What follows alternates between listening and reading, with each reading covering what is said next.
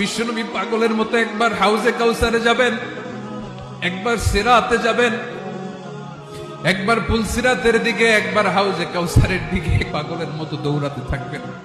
তার কোন গুনাহগার উম্মত যাতে জাহান্নামে ঢুকে না যায়, সেদিন কেউ সুপারিশ করতে পারবে না বিশ্বনবী ছাড়া।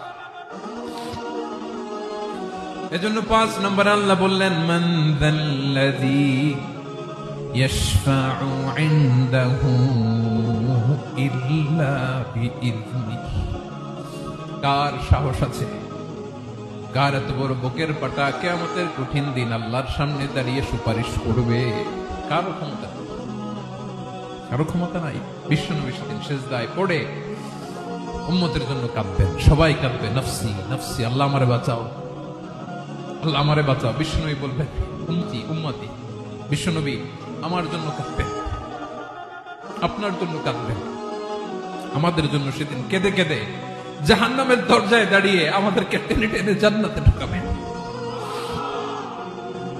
এজন্য এই বিশ্বনবীর ভালোবাসা যেন আমাদের হৃদয়ে ভরপুর থাকে। আমার ভাইয়েরা, প্রতি শুক্রবার বিশ্বনবীর উপরে বেশি বেশি যেন আমরা দুরূদ পড়ি। আমরা যখন বিশ্বনবীর সালাম দেই, দুরূদ পড়ি,